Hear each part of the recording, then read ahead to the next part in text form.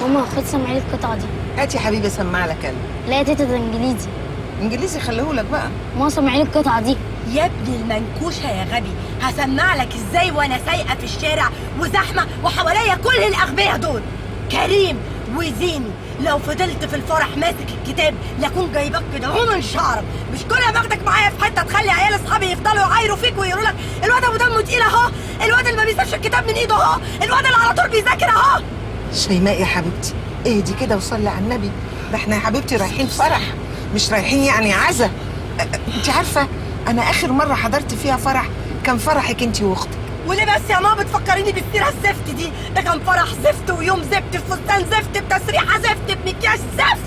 كل الزفت ده انت اللي جبتيه، مش انت يا حبيبتي اللي اخترتي الخياطه وقلتي لي دي ست براند والاتيليه بتاعها مش عارف ايه، ودخلنا خدت مننا فلوس قد كده عشان تعمل لك الفستان، وانت اللي اخترتي الكوافير وانت اخترتي كل حاجه، انا مالي بقى؟ الله يحرقها مطرح ما هي قاعده نصابه، طلعت نصابه في الاخر، ما تجيبليش سيره اليوم ده وما انا بكرهه.